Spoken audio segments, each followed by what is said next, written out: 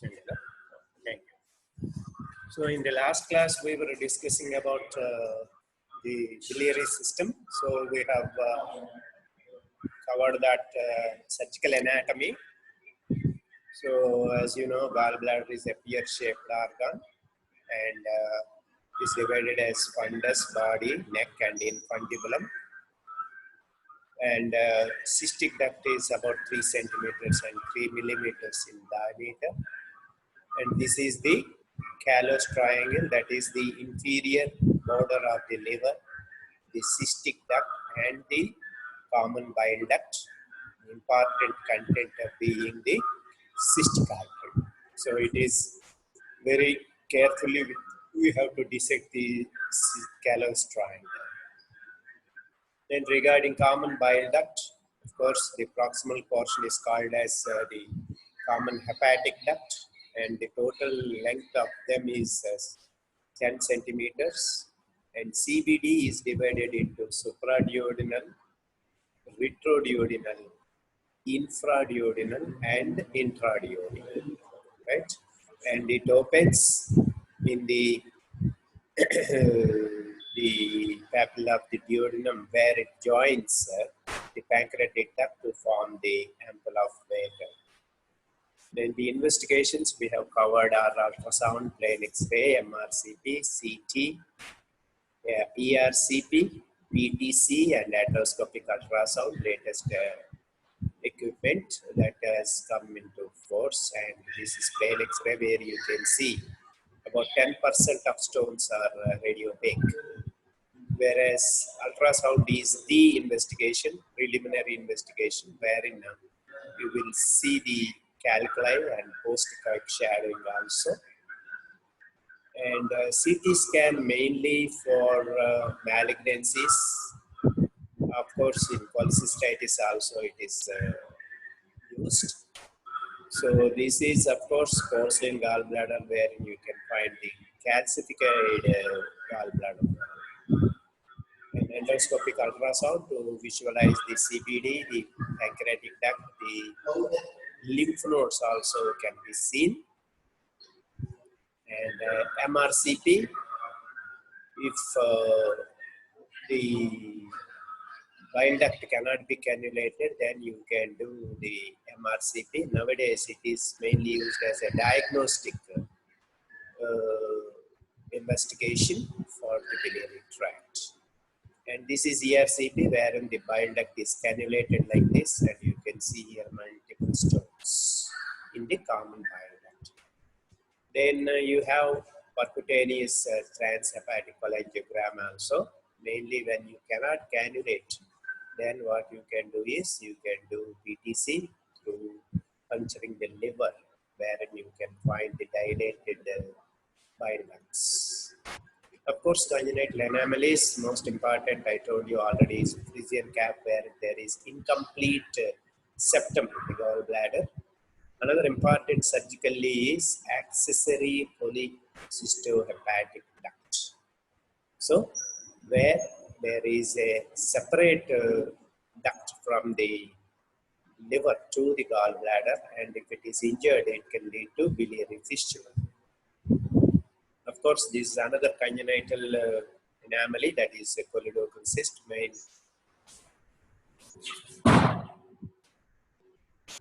mainly seen in young females, and if it is left alone, it can lead to cholangiocarcinoma also. Then you have another problem that is seen in infants, extrahepatic biliary atresia, where the entire bile ducts are atretic. So what you can do is, you can do an operation called as Casales, that is portoenterastum. So you can produce eye area here and then anastomose this jejunum here. Then regarding gallstones, I told you that they are asymptomatic in 80% of individuals, and 3 types of cholesterol stones, pigment stones, and mixed stones. Pigment are again both brown and black. So various hypotheses, various causes for formation of cholesterol stones. Mainly, the storage capacity is defunct or altered. Then naturally, because of the age and diet and obesity, also there is supersaturated bile, and there is hindrance to the this enterohepatic circulation, so that the absorption of bile acids is hampered. Similarly, the mucus glycoprotein and infection also play a part in the nucleation of the cholesterol stones, right? So, of course, cholesterol are mainly having nearly 99% maximum cholesterol. Doesn't mean that other substances should not be there in cholesterol stones. There may be calcium salts, acids, and pigments as well. Actually, it is the bile acids and the phospholipids that will keep the cholesterol in solution. If their saturation is, their concentration is less, then you can have stone formation. So these are the multiple gallstones, which is common in our parts. And pigment stones, of course, black and brown. So black are mainly seen in hemolytic anemias, whereas pigment are common due to infection or stasis or infestation with ascaris and other things. So the natural history of gallstones is about 1 to 2% per year will produce biliary calic, whereas only 0.2% will turn into acute cholecystitis. Whereas other problems are, it may be chronic cholecystitis, maybe gallbladder carcinoma even, and bile ducts stones also. The stone may slip into the bile ducts, thereby producing other complications like pancreatitis, cholangitis, and jaundice. So today we are going to concentrate on this. And of course, as I told you, if at all it manifests, it is mainly biliary colic. Of course, dyspepsia, other things will be there. And the treatment of asymptomatic stones is just close observation, whereas you may have to do prophylactic cholecystectomy in diabetics, congenital hemolytic anemias which produce pigment stones, and patients undergoing bariatric surgery where the incidence of because you are interfering with the enterohepatic circulation, you have to do cholecystectomy. Of course, for cholecystectomy is the treatment of choice. So these are the stones already I've seen. Now this slide is, as I told you, is very important. So the stones in the gallbladder can produce biliary colic, acute cholecystitis, chronic cholecystitis, empyema. That means pus in the gallbladder. Mucocele means mucus in the gallbladder. The bile is getting absorbed because of the stone at the cystic duct or lymphatic. And it can even perforate, and late complication is carcinoma of the gallbladder. Now, in the bile ducts, they can produce obstructive jaundice, they can produce acute cholangitis, and even acute pancreatitis. One of the leading causes, in fact, the most common cause of acute pancreatitis is gallstones. Gallstones need not be macroscopic, even microlithiasis can produce acute pancreatitis. Then, of course, in the intestine, you have already seen gallstone. So now today we will concentrate on the complications. Now the most common being the cholecystitis. So this cholecystitis can be acute and chronic.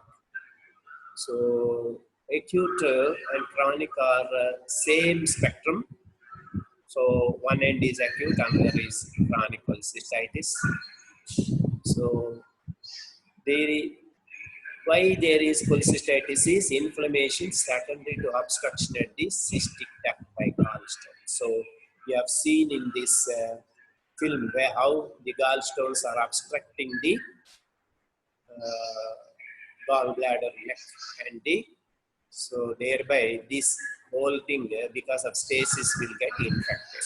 That is called as acute cholecystitis. So what are the clinical features of acute cholecystitis?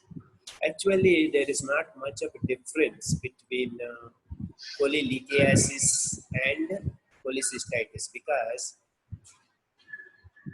if the pain is not subsiding, same type of pain which you see in the biliary colic, that is episodic right subcostal pain radiating back to the shoulder, and also it will be severe in acute cholecystitis. That is the only thing. And instead of lasting for few minutes to few hours, it may last for more than few hours, but still it can resolve spontaneously.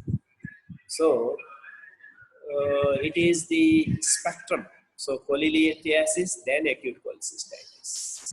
There may be existing dyspeptic symptoms, nausea, vomiting, but the main differentiating factor from biliary colic, acute cholecystitis and biliary colic is in acute cholecystitis you will have pyrexia, though it is mild, not very severe, maybe 100 maximum or 101 to the so it is rare to see 101. So mild pyrexia, that will differentiate it from biliary colic, right? So examination, of course, there will be some signs in biliary colic. Already I have seen that there is only maybe maximum finding is tenderness, whereas in acute cholecystitis, not only tenderness, there will be clotting and rigidity, signifying local inflammation. So this is very important. And what is this Murphy's? So when the patient actually, this Murphy's sign is better elicited in what position? Can you tell me? In what position we elicit Murphy's sign? Anybody? What position Murphy's sign is better elicited? Examination, you know. So many positions we ask the patient to adapt. In what position uh, there will be better elicited Murphy's sign? So, okay, you are not yet tuned. Oh, yeah. Yeah. One answer I got is supine with flexed knees. That is the, yeah, I will tell you. So, actually, Murphy's sign is it is increased tenderness during a deep inspiration at the height of inspiration. Zenith, it is called as zenith of inspiration. Actually, the patient will just stop breathing because of the pain. So that is the very characteristic. Yeah, now I got the answer. Once I explained, all of you are now telling. So 3 and 143, both are of you are correct. So it is sitting position actually. So because the patient is not that sick, we can ask him to sit and then put our fingers under the right hypochondrium and ask him to take deep breath. He will just at the height of inspiration, he will just wince with pain. He will actually stop taking breathing also. That is called as Murphy's sign. Then that means what will happen is in sitting position and deep inspiration, the gallbladder will touch our fingers. Then the patient will wince with pain.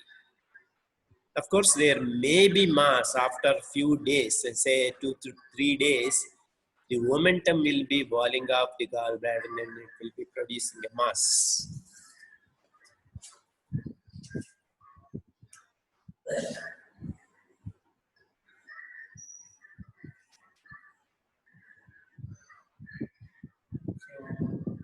This is the gallbladder. this tracts is swollen and the momentum will be going like this and then forming a mass here.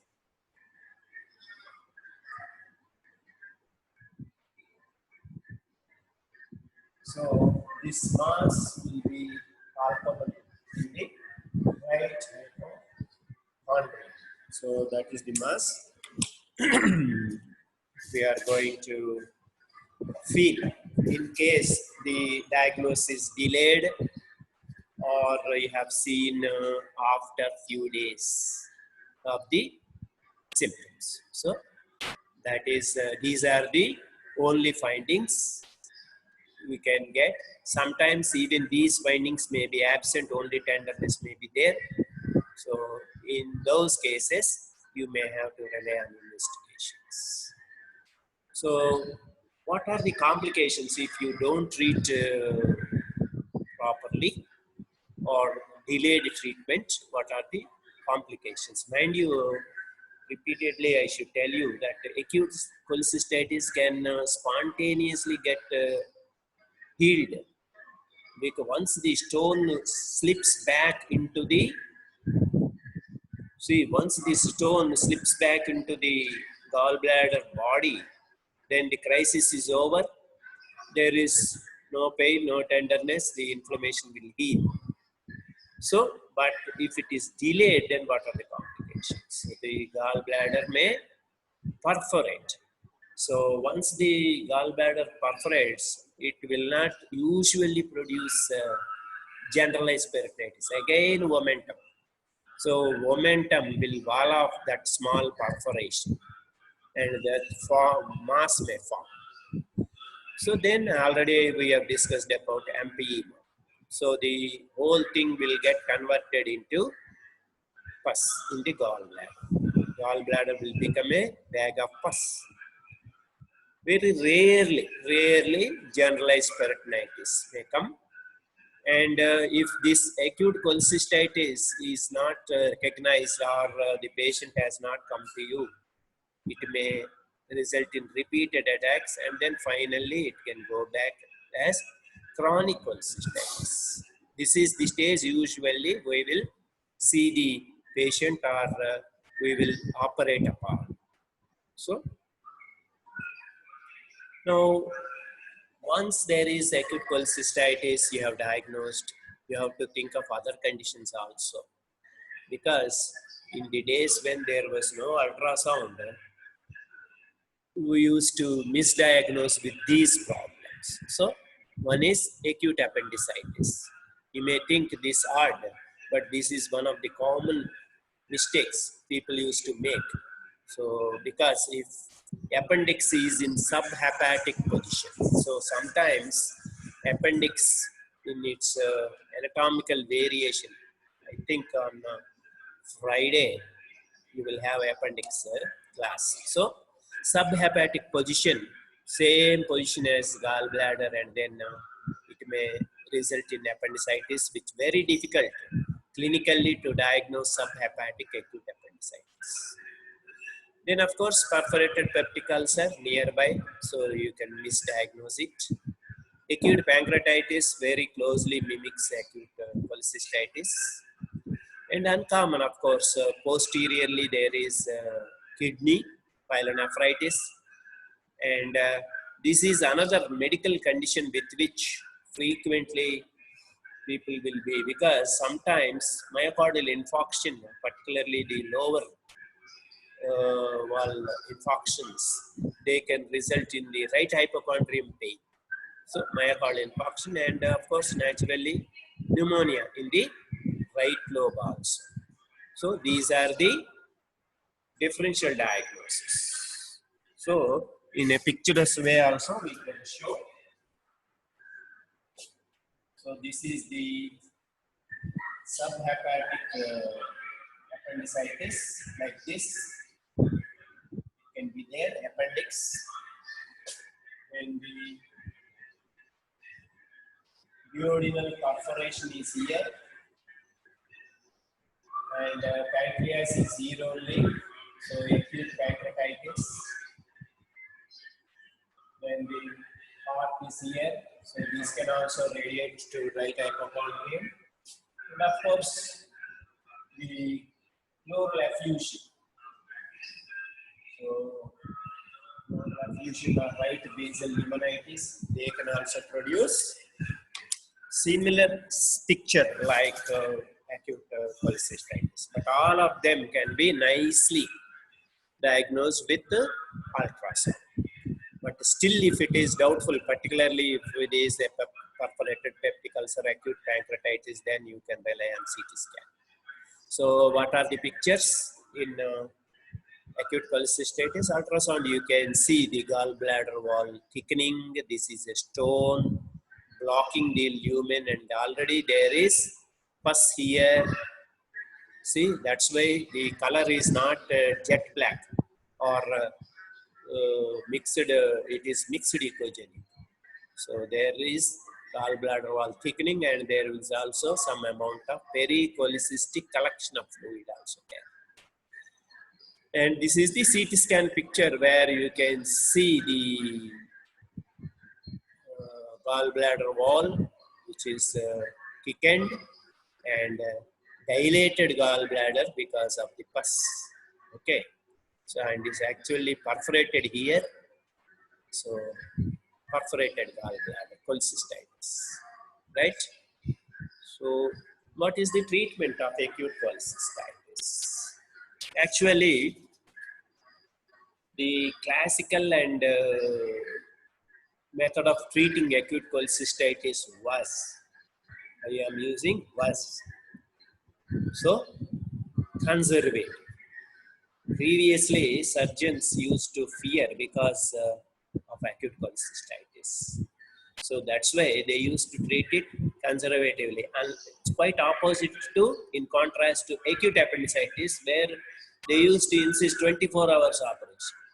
Because it is easy to operate appendix, they used to insist within 24 hours you have to operate. Whereas gallbladder is difficult.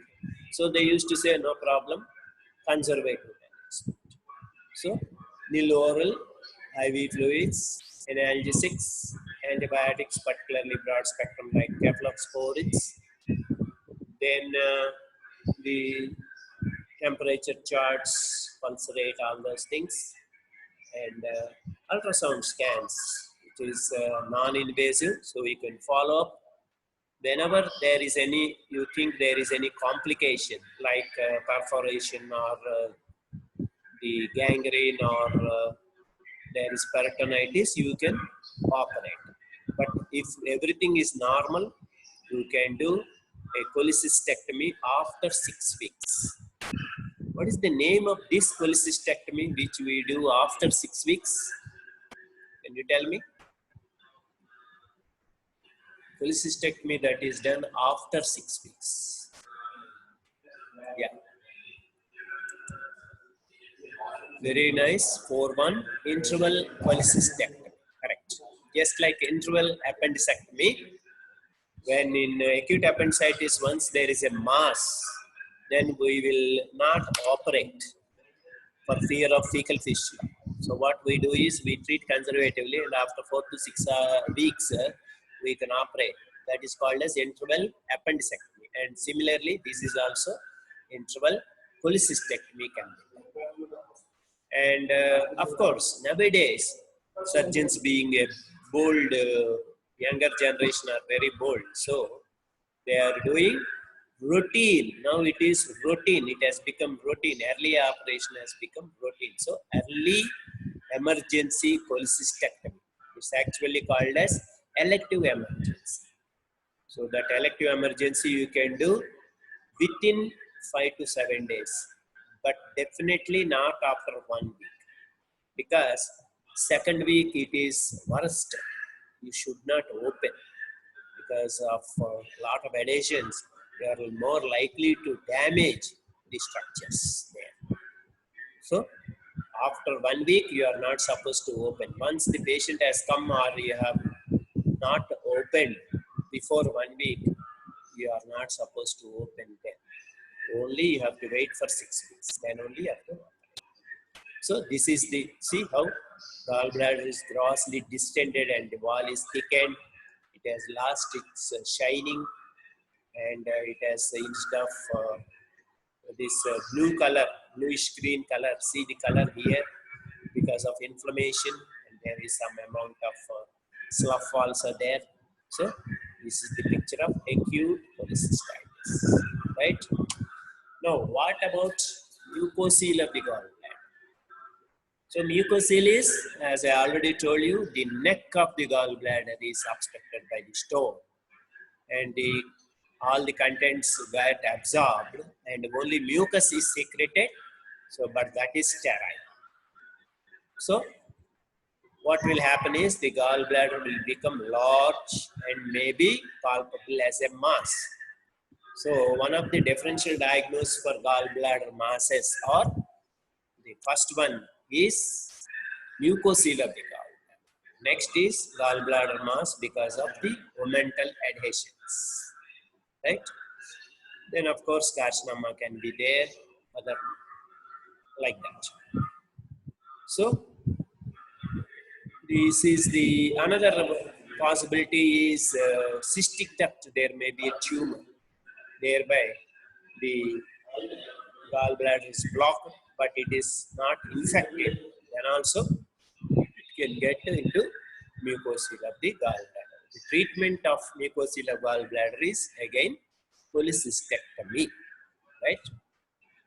Now, empyema, already told you, so filled with pus as a sequel of acute cholecystitis, or mucocele can itself get infected. Then it forms empyema. So the treatment is cholecystectomy, but if the general condition of the patient is not good, then what you can do is, under ultrasound guidance, you can drain the gallbladder. That means you can aspirate the gallbladder pus, and if the pus is going on coming, what you can do is put a drain also. So that is called as cholecystostomy. Rarely it is done now, so don't bother about it. The treatment for empyema is cholecystectomy, right? So this is another complication, that is gangrene. See this picture. If this is not operated in time, then it will result like this. So this is the gangrene of the gallbladder. Treatment again is cholecystectomy, right? Now, there is another variety that is called as, if you carefully see here, it is acalculous. That means there is no gallbladder, this stone. So, but still there is cholecystitis.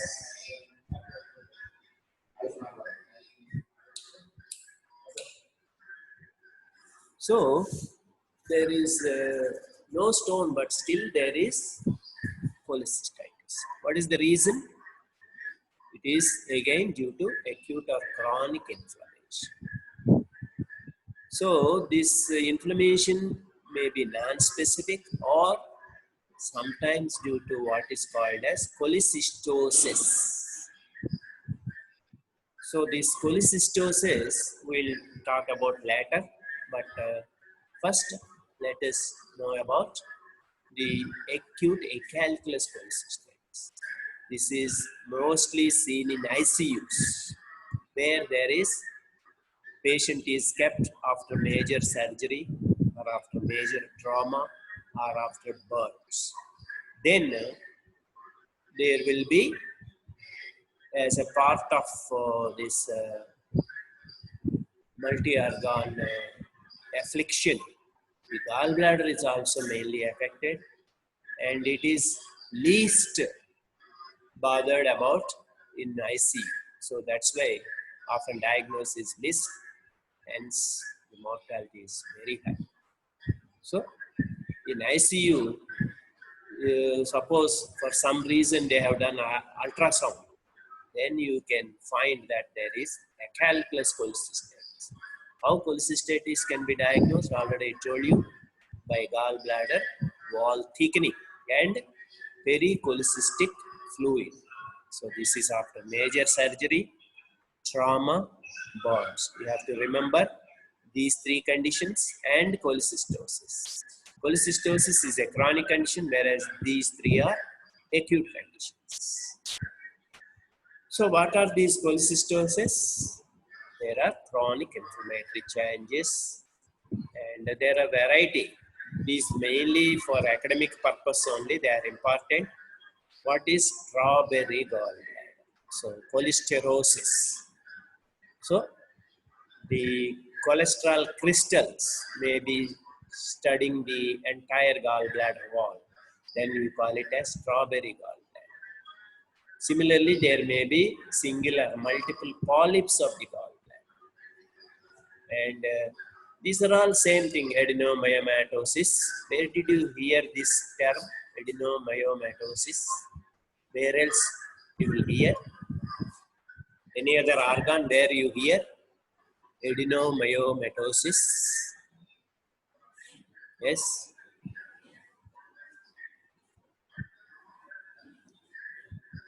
Adenomyomatosis. Actually, the shape of that organ is similar to gallbladder. I am giving you a tip also. Yeah, now you are telling. Yes, uterus. Why breast? Don't bother about breast. So uterus. So 4440 and 48. You are all correct. So it is uterus. But it is. I think you cannot answer this. But there is another organ that is there that can also get affected by this in the body. It's a difficult question, of course. I do agree, but if I give you a tip, I think you can answer. But I will wait for 1 minute for the answer. You think and tell me. Adenomyomatosis, where else it is seen? One example is uterus, definitely. Of course, unless I give you a tip, it is very difficult, I know. So I'll give you a tip. So it is the counterpart of uterus. Not exactly, but it can be considered one. Yeah. Prostate, correct? 4-4. Yeah. So prostate also, I think benign prostatic hypertrophy is over or about to be told, I think. So BPH is one type of adenomyomatosis. Okay. Then there is another type called as cholecystitis glandularis proliferans. So these are the four varieties of which, if you remember strawberry gallbladder, that for academic purpose it is enough. It is otherwise called as cholesterosis. Of course, polyposis is important because this can lead to carcinoma, or the size of the polyp, depending on it, you have to do cholecystectomy, elective cholecystectomy. That's how it is important. Now let us go to the cholecystectomy, operative surgery. So before doing cholecystectomy, you have to prepare the patient. So by doing all these investigations, so CBC you have to do, renal and liver function tests are very important, because if there is coexisting any liver problem, lot of bleeding will be there. Not only that, suppose there is obstructive jaundice, you have done only cholecystectomy, it will not be relieved. So you have to do complete these tests. Then prothrombin time, again as I told you, for bleeding tendency. And for older people, of course, anyhow you have to do ECG and chest X-ray. Antibiotics just before surgery we give. For elective cases, for emergency, of course, cholecystitis, anyhow they are getting antibiotics.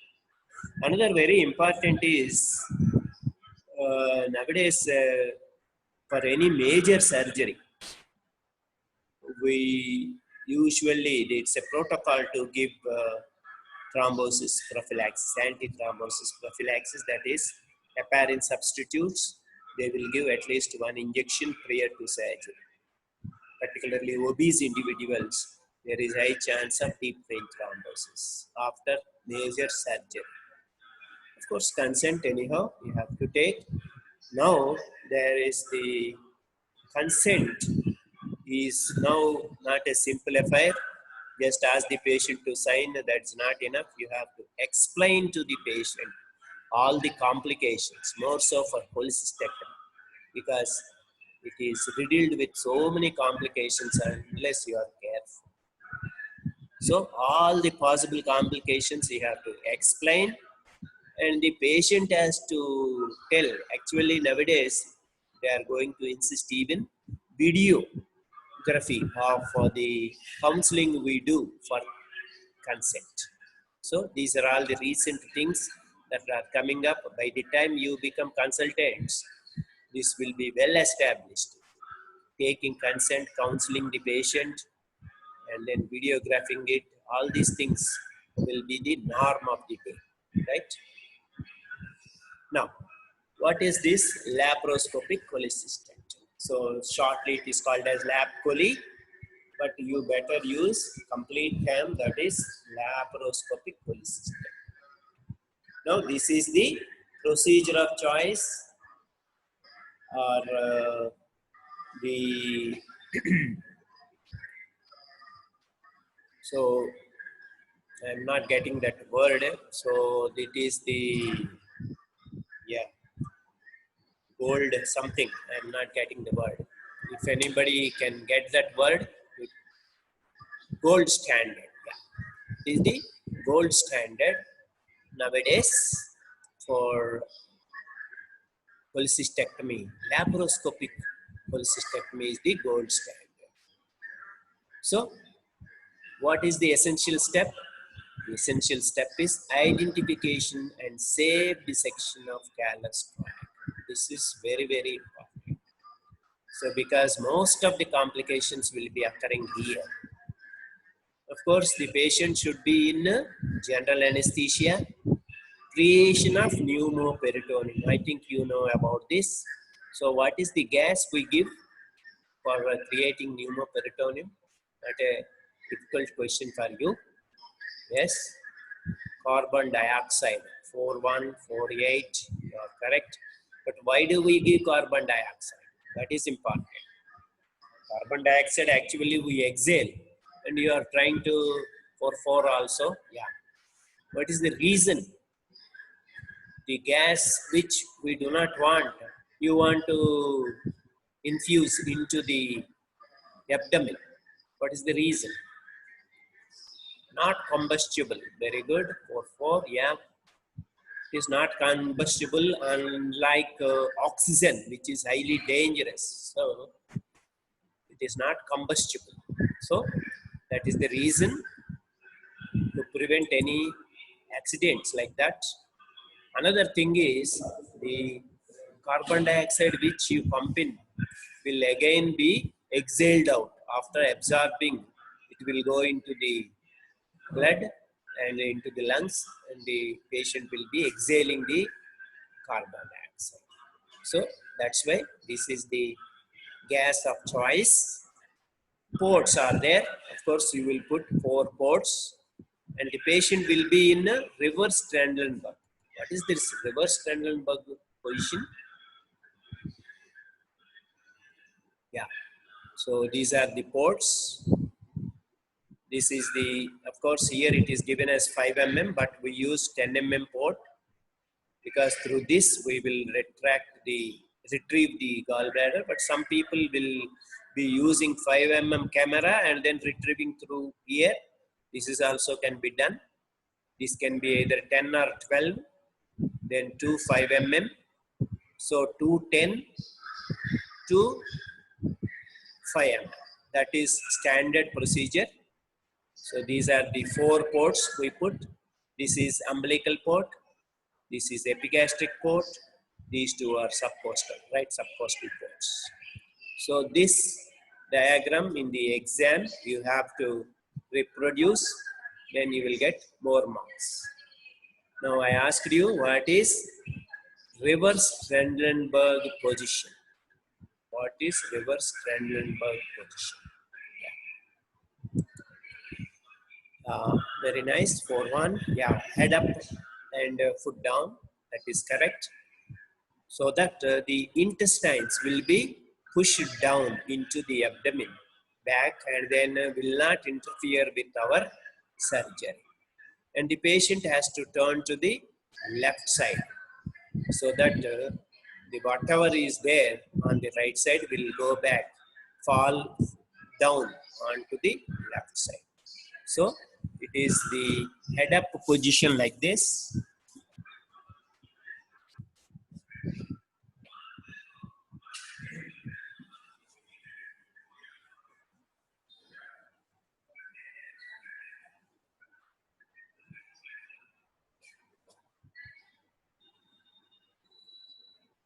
So patient will be turned to the left like this.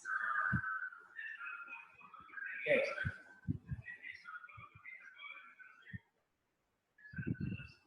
So like this, and then of course we will be putting the ports one here, one here, one here, main one here, and then another. So like that, you have to put the patient so that all the intestines will be falling down here. And then what is it we do? So first you have to catch hold of the fundus of the gallbladder and then retract it towards up.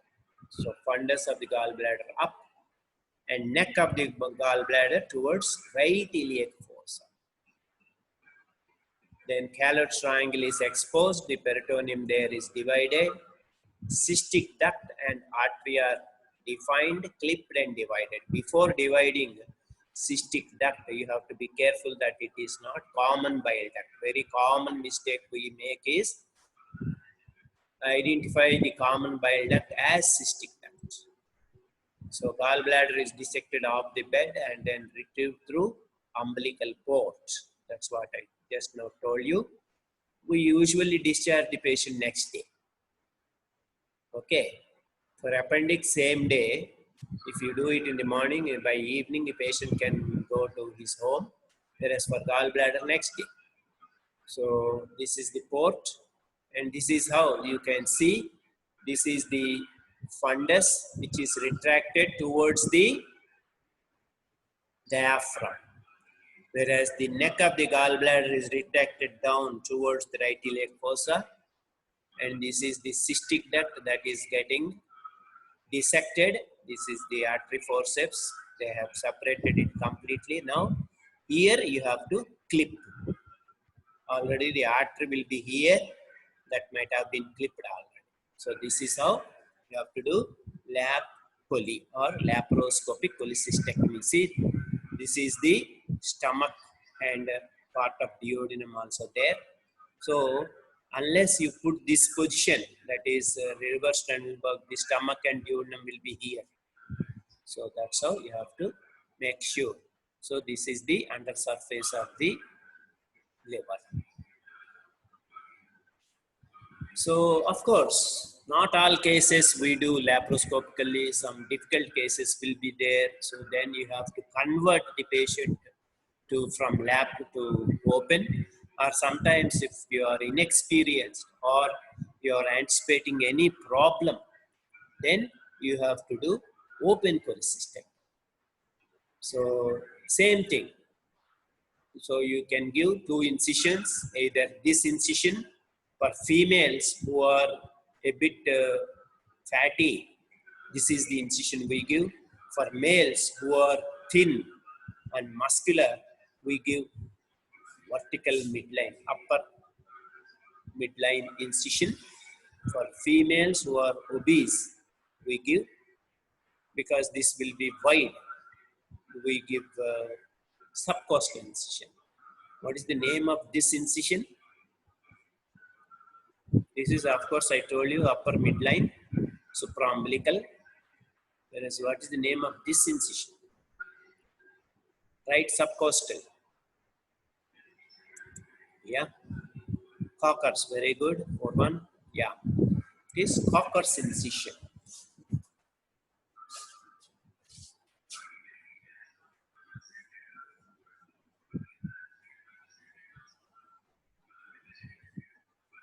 Copper's incision. Yeah, correct. So we can give that. So this is open.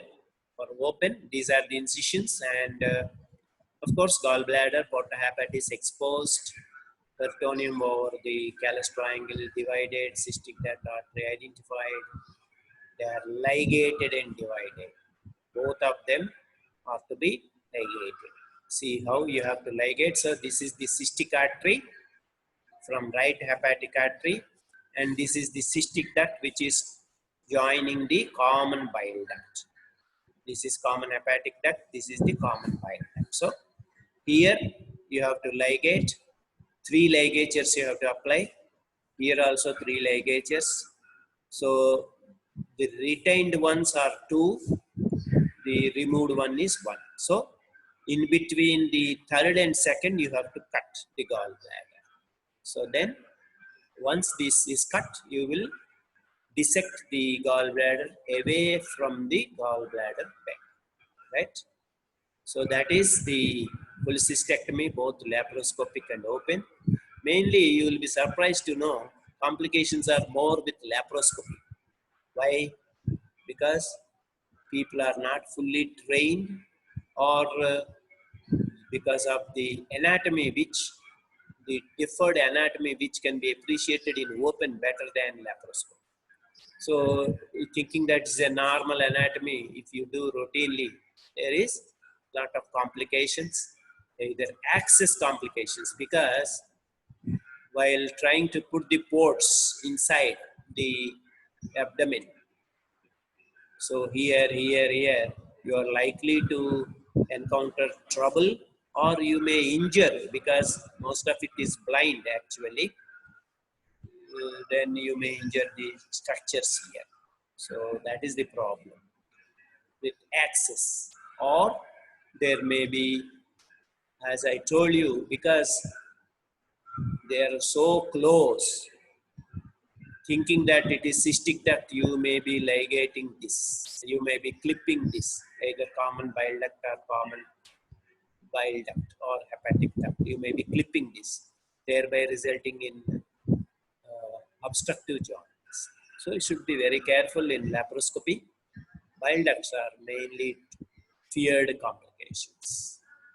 Now, another problem is, even though you have done cholecystectomy, there is what is called as post-cholecystectomy. What is this? Though you have done cholecystectomy, patient says, no sir, I am not relieved of the symptoms. So in 15% of these people after post-cholecystectomy, they will complain about symptoms. And some of them are psychological actually, but you should dub them as psychological only after excluding the presence of stone. Already that stone which you thought is there in the gallbladder has already slipped into the common bile duct. Or there is stone in the cystic duct which you have not bothered to remove, because you have ligated the cystic duct proximally. Here you have ligated, there is stone here, and then that is troubling. So that is the problem. Or you have damaged the bile duct unknowingly. Then what will happen? There will be post-cholecystectomy syndrome. That you have to diagnose with either MRCP or ERCP. And then what is it? Depending upon the pathology, if it is CBD stone, you have to remove the CBD stone. So now, today, let us go to the obstructive jaundice, very important. See, even cholecystitis is also, I told you, is an essay question for you. Similarly, obstructive jaundice is also an essay question for you. So I think I will continue today, because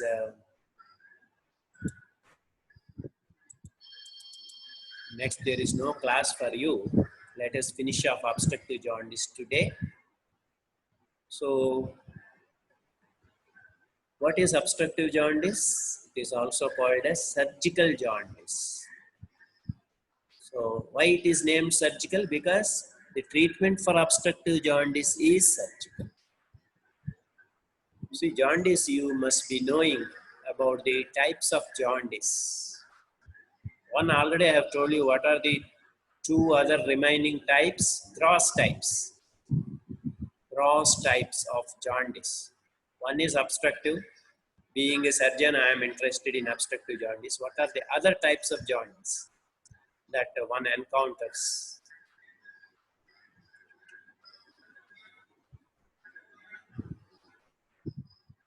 Yes. So 4 says hepatic hemolytic. 102 says hemolytic hepatic. Yeah. These are the gross types of jaundice. So in easy layman's terms, we can say medical jaundice, that is the hepatitis. Then surgical jaundice is obstructive, and hemolytic jaundice is the third one. So these are the three things. Of course, hemolytic jaundice also we will operate usually. So that is also there, wherein we will do splenectomy. Already I told you about hemolytic jaundice, isn't it? So regarding obstructive jaundice, again, what are the causes? Just like the other things for this intestinal obstruction I told you. Similarly here also, is it the obstruction in intraluminal, that means within the lumen of the biliary system, or is it intramural within the wall of the biliary system, or is it extraluminal, that means outside the wall of the bile ducts? So now let us go one by one. Intraluminal, the commonest cause is stones. So stones in the common bile duct, so called, what do we call them? Cholelocholithiasis.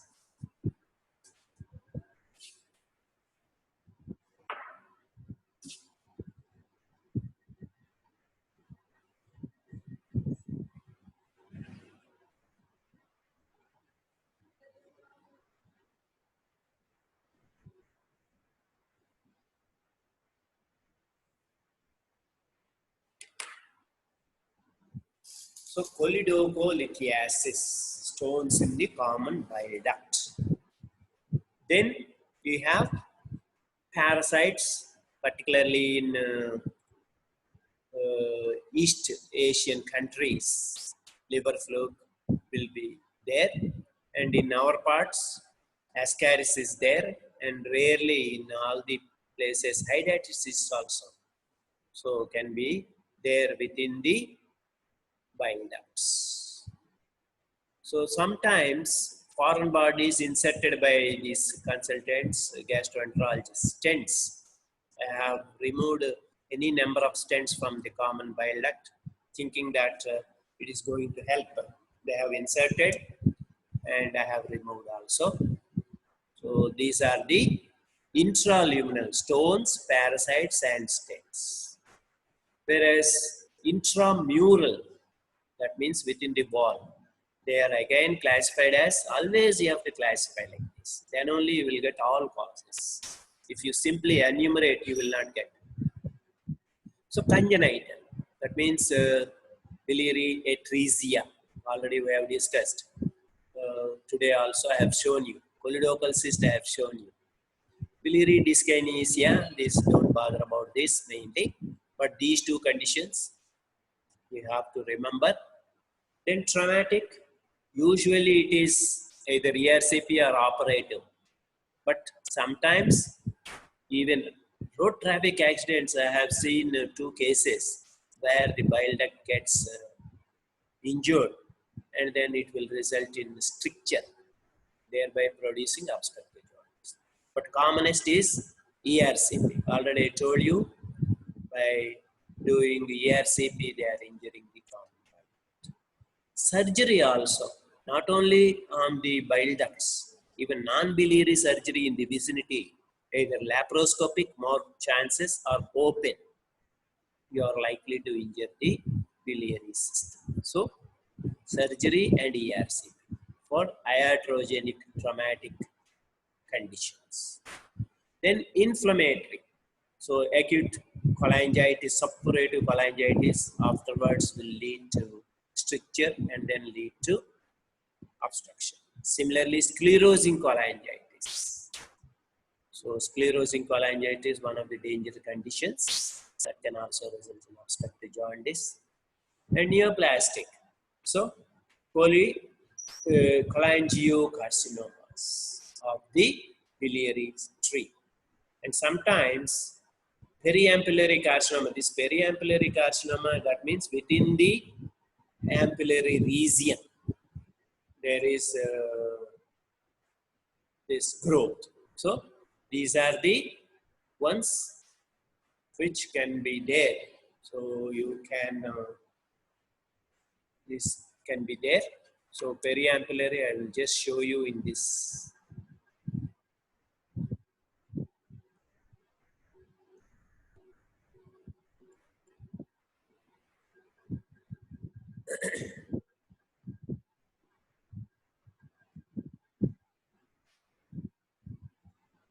See, here, suppose there is growth.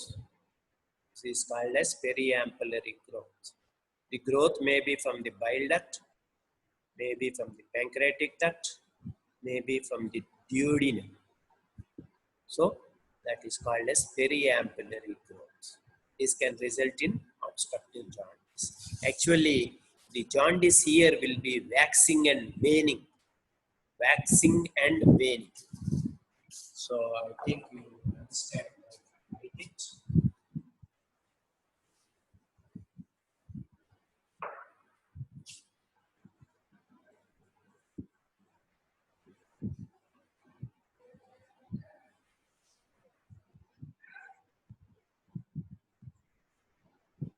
So waxing means getting more, waning means disappearing. Why it occurs is these periampullary growths are very friable, and once they necrose because of less blood supply, it will fall off into the duodenum, thereby clearing the vein.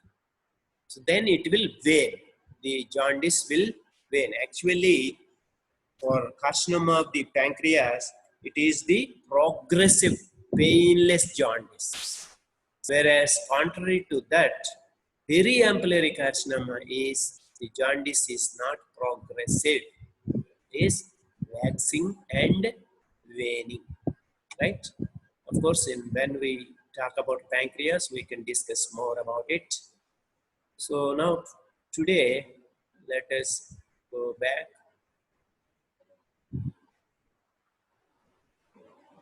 So periampullary carcinoma is important cause of obstructive jaundice. Now let us go to extraluminal. So extraluminal again divided as benign or malignant. Benign is one of them is called as Mirzis. Anybody can tell me what is Mirzis? Mirzis syndrome. What is it?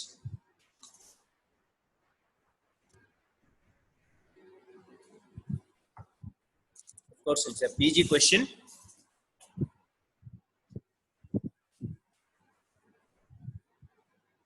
I will draw that. So 2-6 is there. Number 2-6. Yeah, somebody. Yeah. Stone in the gallbladder adherent to the CBD. Yes. Gallbladder adherent to the both 4-1, 4-8. You are correct. So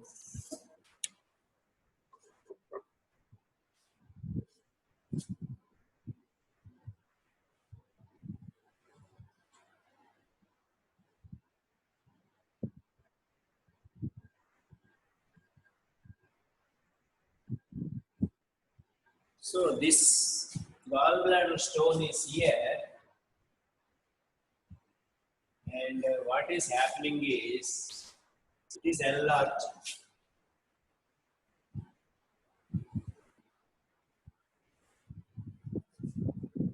Enlarging to such an extent that it is blocking the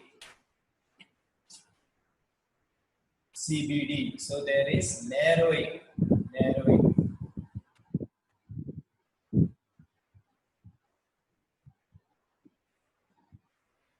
Similarly, what will happen is duodenum is here. Actually. So ultimately what will happen is the stone will enter the duodenum. Thereby, of course, ultimately it will result in gallstone alias, but that is different. But there is what is called as polycystoenteric fistula. Polycystoenteric fistula. So that is Mersey's syndrome. Now with this representation, I think you can understand what is Mersey's syndrome. Then there is what is called as the chronic pancreatitis. Of course, again same thing. Chronic pancreatitis also, it is blocking the, so pancreas is like this, and it is blocking the CBD. Thereby, the CBD is dilated and there is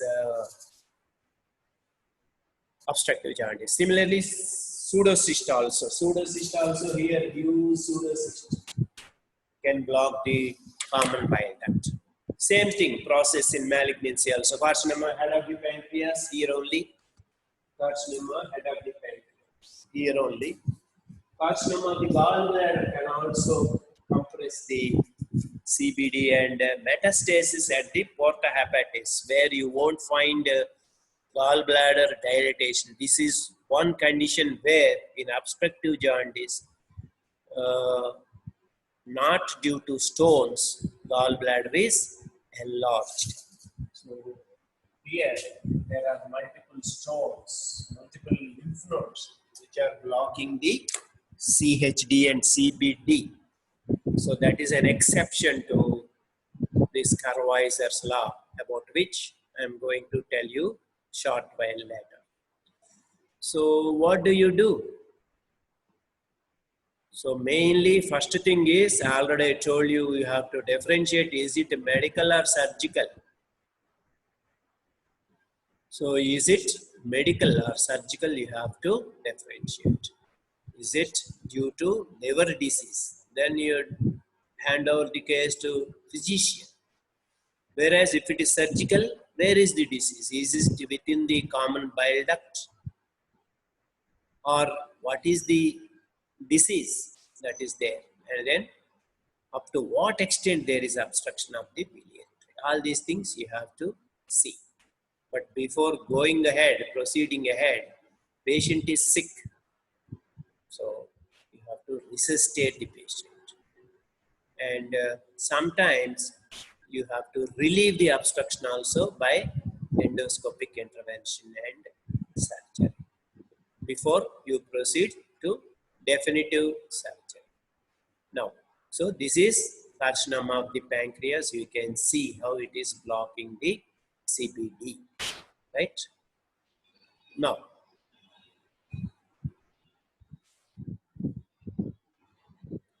preparation of the patient with obstructive jaundice for patient.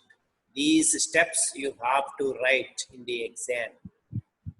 So otherwise, you will not be given marks. So first and foremost is correction of dehydration, electrolyte imbalance, because patient will be vomiting. So you have to correct the dehydration and electrolyte imbalance. Anemia, most of these patients, because of imperfect nutrition, will be having anemia. Then liver, because of obstructive jaundice, is somewhat compromised. So there is bleeding tendency. That's why you have to give vitamin K. Plenty of glucose, because just like liver failure, you have to treat with plenty of glucose. Similarly, hypoalbuminemia is to be corrected by giving protein preparations. Then antibiotics, because obstructive jaundice is usually associated with infection. So you have to give antibiotics. We'll talk about this later.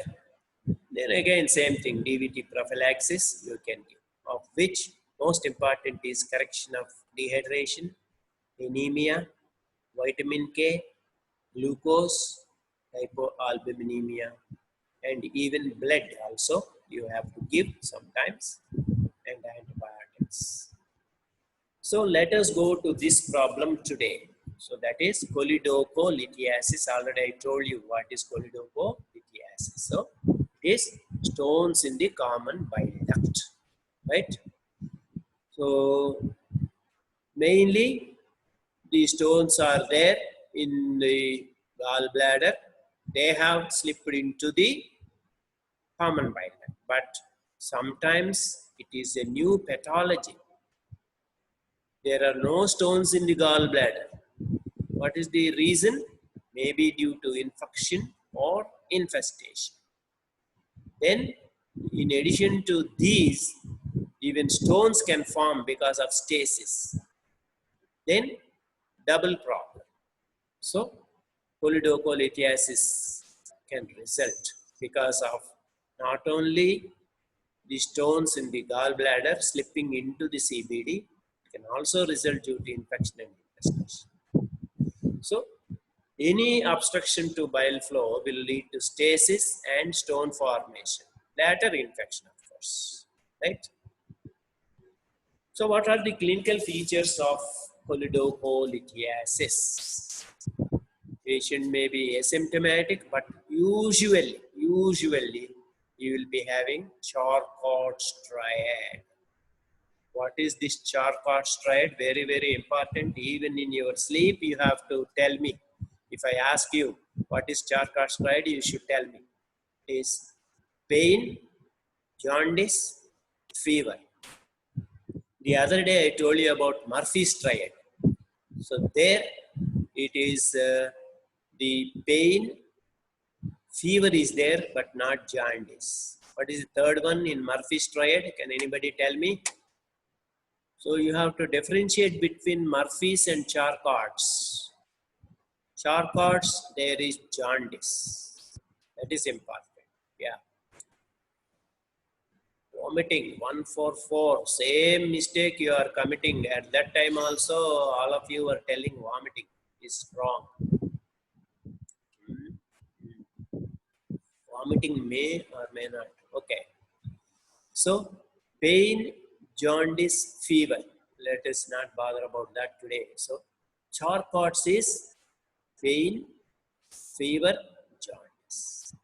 So, this fever is with chills and rigors, unlike lithiasis, where cholecystitis, where the fever is mild without chills. Here it is one of the causes with fever with rigors is cholangitis.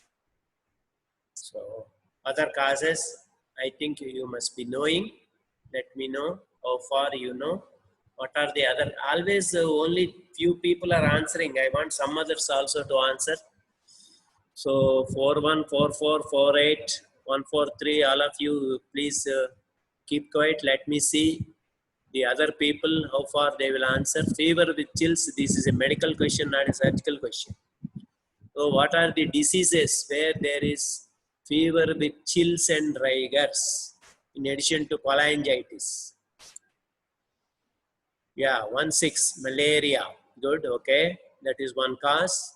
Similar sounding word is urinary tract infections, 51, very nice.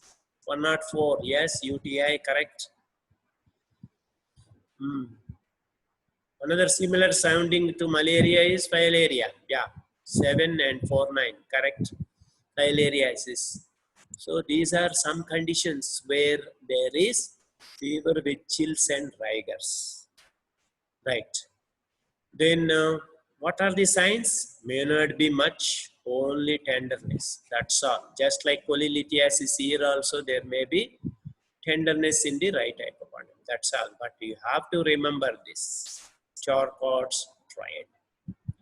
Now, here comes the Courvoisier's law. Spelling, please be careful about spelling of Courvoisier's law. All of you carefully see it. What is Carweiser's law? So in obstruction of the common bile duct, if the obstruction, actually here it should be if, is due to a stone, that means cholelocholithiasis is there, distension of gallbladder seldom occurs because the organ is usually already shriveled. Shriveled means it has shrunken in size. Why it is shrunken in size? Yes, anybody? Why gallbladder is shrunken in size when there are stones in the common bile? What is the common sense answer? This is the crux of the problem, actually. So, Carweiser's law.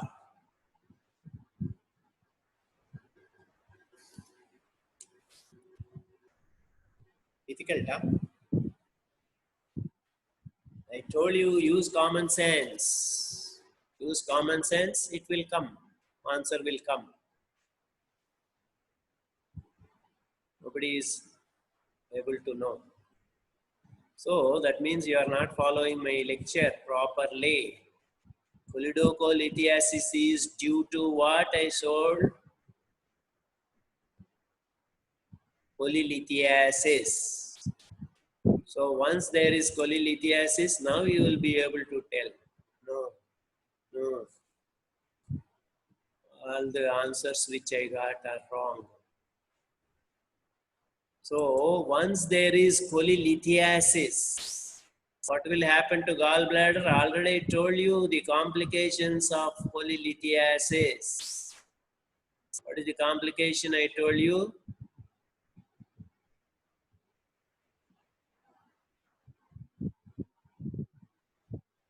What is this?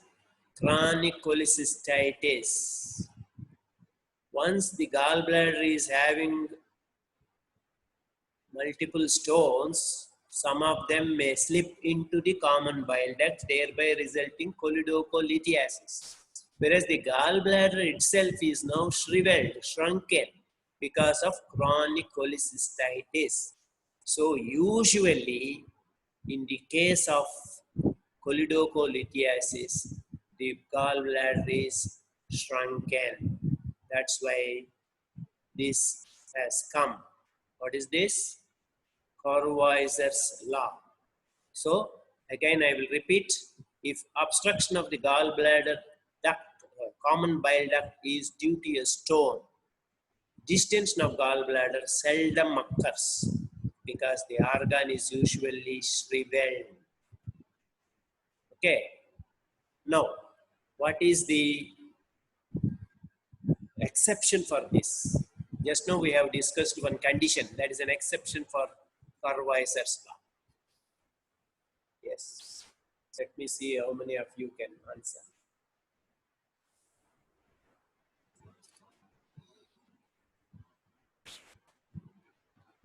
Double impaction.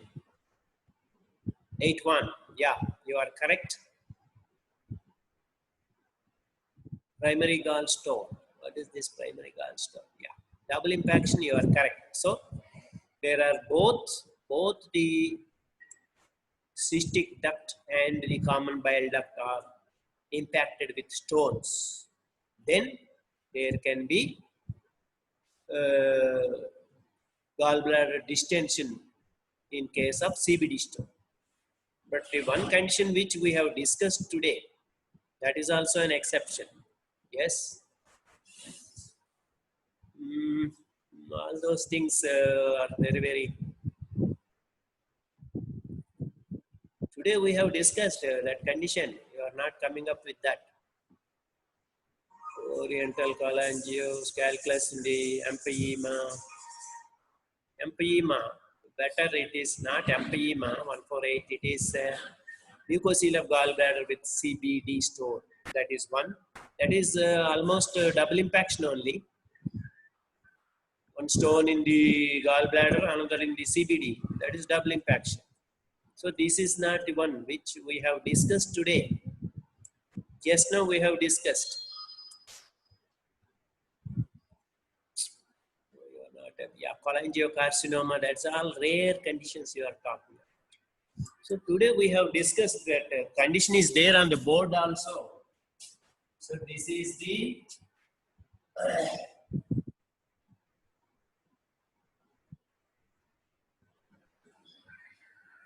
Mirzi's. So there is this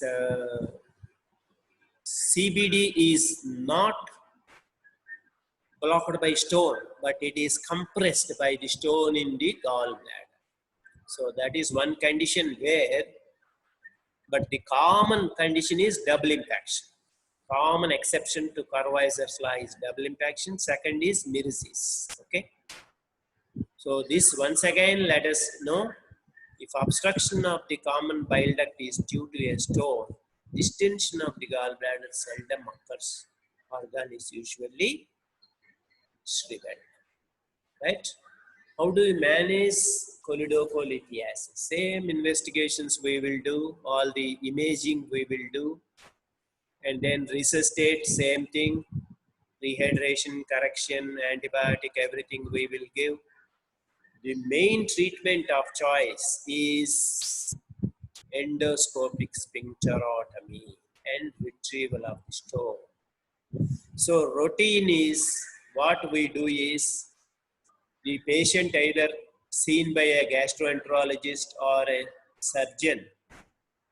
If a surgeon sees the case, he will refer it to gastroenterologist.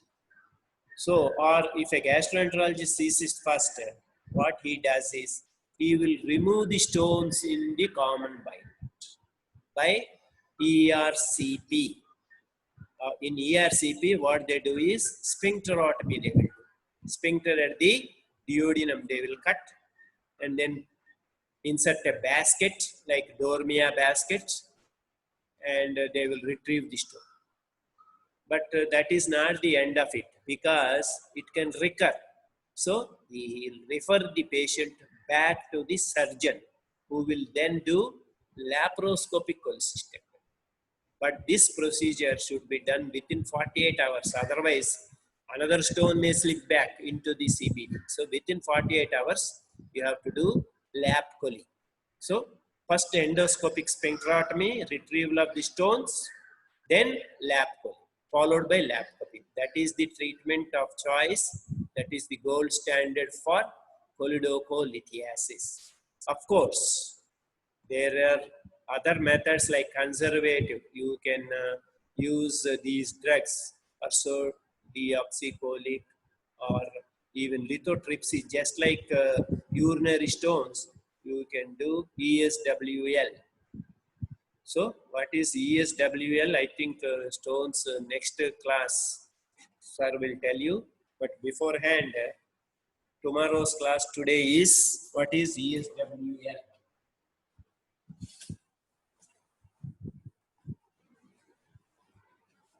So ESWL is extra corporeal.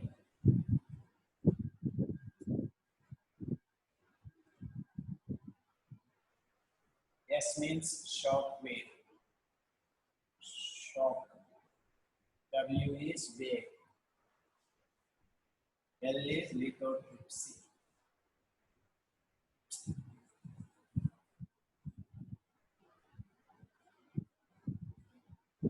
Okay. So extracorporeal shock wave lithotripsy, that is one mainly used in the urinary stones. Here it cannot be used, but not very successful there. The stones are somewhat hard, so that's why they are breakable. Whereas here the stones are somewhat soft, so may not be easy to break them. Actually, it is the peculiarity here with this ESWL. It will break hard stones, not soft stones. So then, of course, PTC, if you cannot do ERCP, you can do, but this is not followed. Usually, if it is not done by endoscopic sphincterotomy, we will operate this. So this is how they will pass this endoscope. They have passed. This is the stone. They will remove it. So After removal, you can see here, it's very nicely seen. This is the stone. So of course, this is not the one. Sorry, this is a T-tube. No, this is wrong picture. Yeah. Now, what about surgery? If ERCP fails or if there is no facility for ERCP, then what we can do is we can do surgery. So this surgery is by again laparotomy or laparoscopy. Laparoscopic choledochotomy is a bit difficult.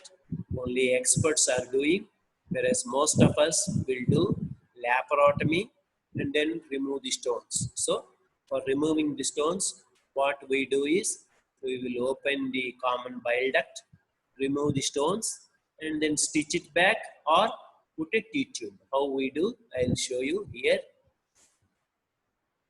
So choledochotomy, that means opening the common bile duct. So what is the aim? Drainage of the common bile duct. So we will remove the stone by giving a longitudinal incision. And what are the indications? So failed attempt, failed ERCP. Where ERCP is not possible, suppose already the patient underwent gastrectomy, you cannot insert endoscopy, isn't it? So then also. Another thing is, if the stone is more than 1.5, it will not come by endoscopy. You have to remove it surgically only. The dilated CBD, if it is dilated, even after removing the stones, it will not revert back, and then there is drainage problem. So in those cases also, you have to do open choledochotomy. Similarly, stone above the structure. So sometimes we will be doing cholecystectomy. Then not knowing that there are stones in the common bile duct, you may close the abdomen and the patient may again come with choledocholithiasis. So that's why while doing cholecystectomy itself, you have to think of possibility of choledocholithiasis. What are those conditions where while doing cholecystectomy, you have to open the common bile duct is, suppose already before surgery of cholecystectomy itself, you have seen that there are stones. So this is possible in open operation, open cholecystectomy. You can just palpate the common bile duct, and if there are stones, either before or after doing cholecystectomy, you can open the common bile duct and then remove the stones. Or a patient is about to undergo cholecystectomy and there is jaundice.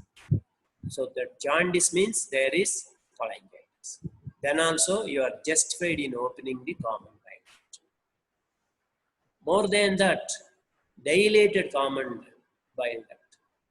So the common bile duct usually is about 0.5 to 0.6 mm in size, in diameter. So if it is more than 0.8 millimeters or 1 centimeter, let us say, then you have to open the common bile duct and then explore it for any stones. If it is okay, then again you can close it. Otherwise, you may miss common bile duct stones. So these are the conditions where you will open the common bile duct while doing cholecystectomy. You have palpated the common bile duct, there are stones which are not picked up by scanning. That is the thing here. Then, if the patient undergoing cholecystectomy is having jaundice beforehand, then a dilated common bile duct as found by either ultrasound or on laparoscopy. So you have to open the common bile duct. In all other situations, what you have to do is you have to remove the stones by ERCP and then operate open. So what are the options after cold down? Once you have opened the CBD means what you have to do is you have to either close it or close it with T-tube. So how it is done, I will show you. So this is the common bile duct. Already here cholecystectomy was done and there is stone in the common bile duct. See, this is right and left. So stone in the common bile duct opened vertically and the stone is about to be removed. You can close it or put a T-tube like this and then close it. So either way is okay. If it is dilated, better to keep T-tube. After T-tube, what you have to do is you have to wait for 7 days, then insert the, then inject dye into it, the so-called T-tube cholangiogram. How will it appear? I will show you. So this is T-tube cholangiogram. Via T-tube, you have injected the dye, and it is opacifying. There are no further stones. It is nicely going into the duodenum, jejunum even. So you can remove this T-tube. This is the T-tube. We can remove it after 10 days. So that is the one, right? So of course, these are all not necessary for you. These are all unnecessary things for you, I think. So that's it. So for these are the points. Once again, I am stressing choledochotomy you do if ERCP is failed or not possible, or there is a large stone or dilated CBD. These are the conditions. Okay. What we do is open the common bile duct vertically, remove the stones, and then close it. Close it by either direct suturing, primary suturing, or T-tube insertion. So T-tube, after 7 to 10 days, you have to do T-tube cholangiogram. There are no stones, you can remove the T-tube, right? Okay. So now let us know whether there are any. Yes.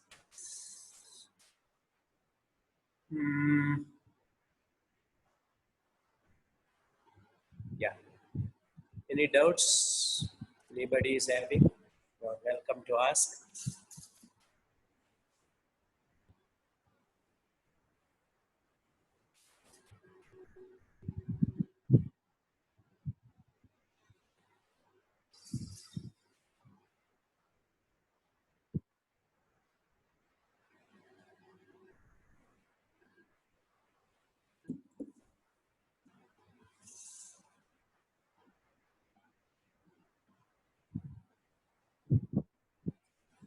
No doubts.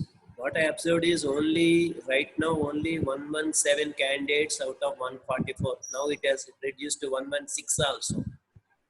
So what is the reason why so many people are absenting themselves? So 27 of you are absent, or I have seen maximum number 121, I believe. That means at least the 23 candidates are absent today. Reason? Today is a festival for males. Most of you are girls. So I don't think, don't say me, festival is the answer. Okay. So those who are absent today, you tell them to contact me by WhatsApp and explain the reason for their absence, right? So this is one important question which we have covered, essay. So obstructive jaundice and choledocholithiasis, and another one is acute cholecystitis. All of them are very, very important, and you have to again brush up, and definitely you will have questions from them in all exams. In my assessment also there will be questions. In this, what is this? Internal assessment paper also you will have. and hopefully in the final also you will have one question from gallbladder. Okay, so please be prepared for it. Tomorrow we will have clinical discussion about lump abdomen. I am telling you beforehand, it is in the lump in the right hypochondrium. So all of you be prepared. In addition to the 8 candidates whom we will select, all of the rest of the candidates should also prepare for tomorrow's clinical discussion. So active participation is very, very important. Okay, thank you.